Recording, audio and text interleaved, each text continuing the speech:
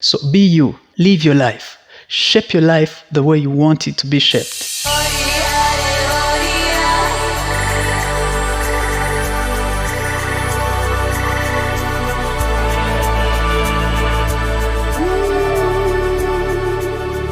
Hello everybody, how you doing? Very fine, I wish. Welcome back to your YouTube channel, Nwelo Okoye Space, and I am Nwelo Okoye. Today's video is about wishing you a happy new year 2025 and giving you some tips about how you can change and shape your life for your own good. Please welcome.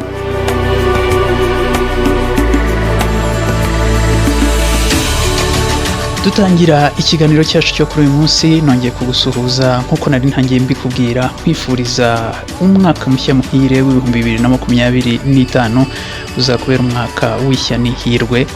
Ni Nwelo Okoye Space nk'ibisanzwe turagarutse mboneraho no kukumenyesha ko kuri uyu munsi tuje tuzanye ikiganiro gishya, ni ikiganiro cyitwa Isi n'abantu, ni ikiganiro mugiye kujya mukurikira mu gihe kirambye muzagenda mubona kuri iyi channel ya Nwelo Okoye Space. Ni ikiganiro gishya, ni ikiganiro twizeye ko namwe muzashyigikira cyane nkuko n'ibindi byatambutseho mwagiye mubishyigikira.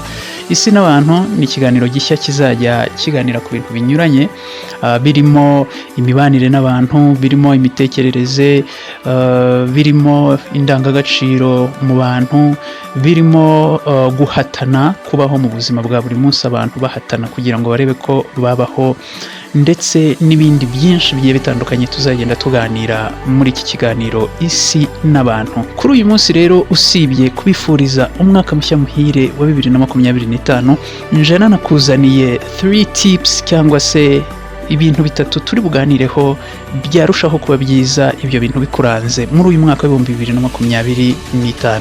Ati ni bihe? Ntuze kujya kure, dukomeze tubane muri iki kiganiro, ariko byose ni ibintu bituma urushaho kuba mwiza urutu wahashize cyangwa urutu w'imyaka yatambutse. Here is tip number 1. Icyambere tugiye kuvugaho ukwiye kuba ufite muri uyu mwaka wa 2025 kiragira kiti: hindura icyerekezo cy'inzira wari urimo. Hindura icyerekezo cy'inzira wari urimo. Reka mbivuge mu cyongereza, reka nkubwire ngo change your lane. Hindura icyerekezo cy'inzira wari urimo. Birashoboka ko mu myaka yatambutse, harimo n'umwaka ushize w'2024, waba waragiye urangwa n'ibikorwa bitari byiza, bikorwa nawe rimwe na rimwe wikebuka ukabona ko byagusubije inyuma, byakudindije, ariko ntarirarenga. Icyambere nuko ukiri muzima. Ushobora kuba hari ibintu byagiye bigusubiza inyuma, byinshi wanagizemo uruhare, ariko icyo nakubwira nuko haracyari igihe cyo kwikosora, haracyari igihe cyo guhindura icyerekezo cy'inzira yawe. Please change your lane.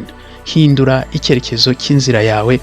Muri uyu mwaka utangire gukora ibigufitiye akamaro, muri uyu mwaka utangire gukora ibyunguka, muri uyu mwaka utangire kuba umuntu werera abandi imbuto, muri uyu mwaka utangire kuba umuntu muzima buri wese yifuza kumera nkawe, buri wese afatiraho icyitegererezo, kuruta uko waba umuntu wagiye abangamira abantu benshi cyane cyangwa se no mu buryo bw'umwuka akabacumuza. Please change your lane. Hindura icyerekezo cy'inzira yawe. Icyo kintu nukibasha muri uyu mwaka wa 2025 uzaba ubaye umuntu w'intwari cyane. And the tip number 2, ikintu cya kabiri tugiye kuba tuvuga, umaze guhindura icyerekezo cy'umuhanda, icyerekezo cy'inzira yawe, ariko hari ikindi gisigaye. Your life needs to be shaped. Ubuzima bwawe bukeneye guhabwa ishusho, and you're the one in charge of shaping your life. Ubuzima bwawe ishusho. Ubuzima bwawe buba uko ubushaka.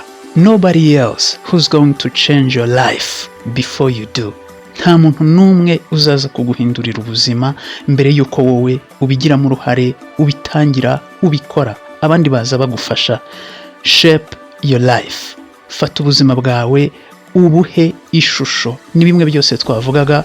Niba mu bihe byatambutse wari umuntu urangwa n'ibikorwa bitari byiza, urugomo, hinduka. Shape your life.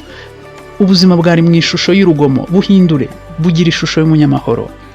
Niba mu bihe byatambutse wari umuntu w'umusinzi, please shape your life for your own good. Twatangiye tubivuga, hindura ubuzima bwawe uba umuntu w'icyitegererezo, utanywa ibiyayuramutwe nk'uko bajya babivuga, umuntu uri ku murongo, uri focused, always straight to the point, focused. I insist, be focused. Icyo numara kugikora uzaba ukoze ikintu gikomeye cyane, kuko buri muntu wese nemera ntashidikanya ko mu biganza bye ahafite ububasha bwo guhindura ubuzima bwe. Hari benshi bavuga ngo ubuzima bwanjye ntibwahindutse, ariko icyo nacyo ni ikindi kibazo, nabyo tuzaganira mu bindi biganiro bitaha, mu bindi bice by'ikiganiro isi n'abantu tuzagenda tubagezaho. Hari bamwe bavuga ko babona ubuzima budahinduka, icya mbere ari uko batagerageje guhinduka, icya kabiri barahindutse ariko ntibabibone kubera ko buri gihe impinduka zabo ntibazirebera mu ndorerwamo yabo, bashaka kuzirebera mu ndorerwamo y'abandi bantu, kandi abo bantu bakibagirwa ko atari bo. Wowe uri wowe n'undi muntu ni we. Nushaka kwirebera mu ndorerwamo y'undi muntu, nta na rimwe uzigera ubona isura yawe ya nyayo, uzahora wireba wibure. So be you, live your life, shape your life the way you want it to be shaped. Ibyo nubikora uzaba ukoze ikintu gikomeye cyane. Hanyuma nyuma y'ibyo, mbere yuko nza gusoza, n'ikintu nakwita icya gatatu cyangwa tip number 3, ndakwibutsa ko uri ku isi kubw'impamvu. Uri ku isi utandukanye n'inyamaswa, uri ku isi utandukanye n'igiti, uri ku isi utandukanye n'amabuye, uri ku isi uri umuntu, hari impamvu witwa umuntu. Ibi birahita binganisha kuri tip ya gatatu cyangwa ikintu cya gatatu nari napanze kukubwiraho.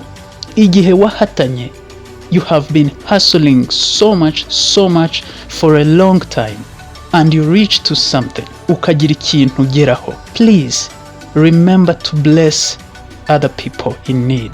Jya wibuka nawe gutuma abandi bantu bakeneye ubufasha, gutabarwa kw'Imana bagukure kuri wowe, ariko nawe babonereho umugisha. Remember to bless other people in need. Uzaba ukoze ikintu gikomeye cyane. Ni umwaka mushya dutangiye w'2025. Benshi bagiye bafite ingamba zitandukanye, ariko navuga ngo may God bless you all. Imana ibaha umugisha, iba guiding, ibayobore mu byo mwifuza gukora byose. But in everything you do, be kind. Icyo ukora cyose, try to be kind. Irinde guhutaza abantu, by'umwihariko ubona ubutumwa ngeneye abantu mwese, by'umwihariko mwahisemo kujya mu muryango mugari wa chaîne ya Noelo Okoye Space. I really love you. Ndabakunda cyane. Imana ibampera umugisha. Nanabasaba ko mwakomeza kumfasha gushyigikira iki kiganiro nk'uko mwagiye mushyigikira n'ibindi. Hanyuma mbabwira ko hari indi chaîne yitwa Noelo Okoye Satellite. Niyo chaîne mugiye kujya mukurikiraho, cyane cyane nko kubagiye bakunda indirimbo zisobanuye, niho mugiye kujya muzisanga kuri Noelo Okoye Space. Tugiye kujya ducishaho ikiganiro isi n'abantu, kandi twizeye ko nacyo muzadushyigikira. Reka mbabwire ngo cyanone cyari kigufi cyo kubamenyesha ndetse no kubabwira bimwe mu bintu by'ingenzi numva nifuza ko abantu banjye twakabaye twinjirana muri uyu mwaka wa 2025. Mbabwira ngo muri abantu b'agaciro, ndabakunda cyane. Imana ibaha umugisha. Naho je ndi Noelo Okoye, muzakomeza no kubana kuri chaîne ya Noelo Okoye Space. Bye bye. God bless.